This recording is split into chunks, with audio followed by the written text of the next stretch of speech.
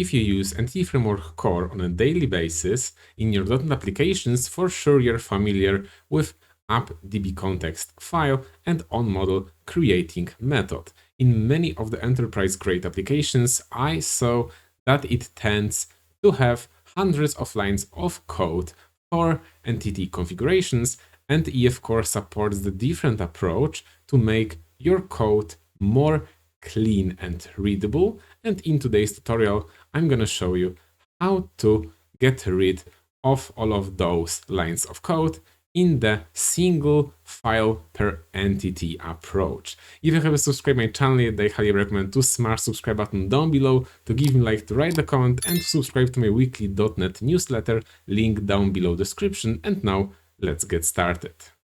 Alright guys, so in OnModelCreating method, I have about 350 lines of code to assign the constraints on my entities, default values for the primary key, and if it's required, the maximum length and the relationships and the indexes.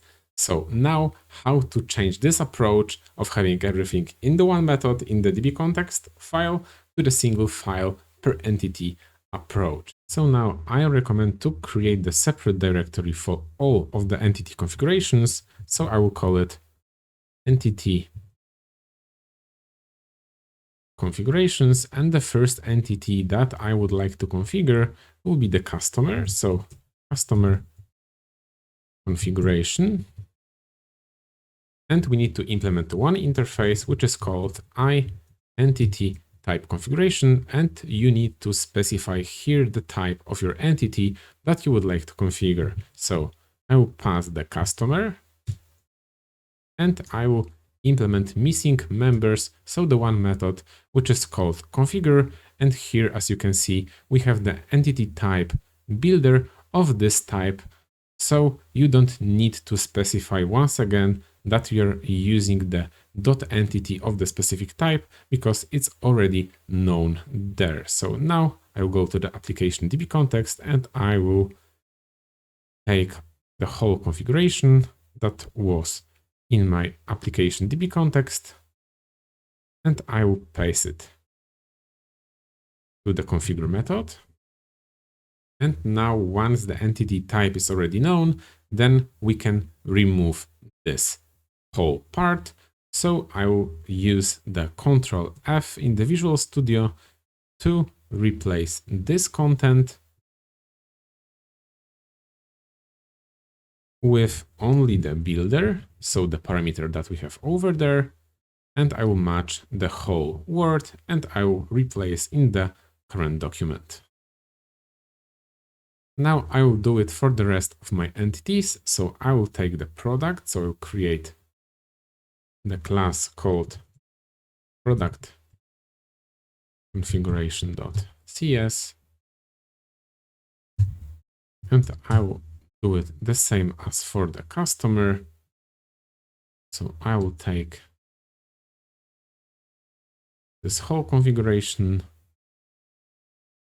and paste into this method, and we have to replace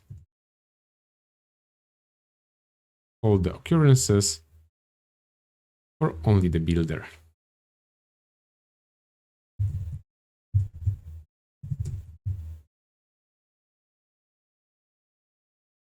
And now how to apply all of those configurations that we have created.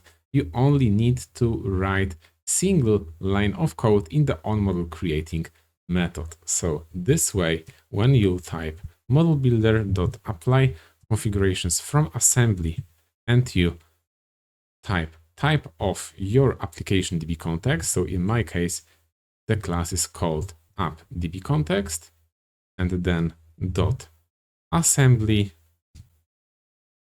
then it will scan for all of the classes in this specific assembly that implement the IEntityType configuration interface. This way, all the configurations that you have defined will be applied the same way as you have it inside of the OnModelCreating method as we had before. So now I will create my first migration and we'll check the content of the initial migration if all the configurations will be properly applied.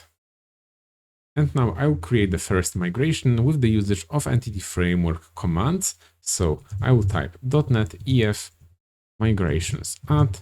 Init will be the name of my migration. And now when you have the database context in different project and your API in the different project, then you need to specify following command. So -s and then the location to your API and -p and the location to the project that has DbContext. So for instance, infrastructure layer, but I will type -p because I have only one project and as well the API is over there. So single project application with the EF core. So it will be -p and then EF core configurations.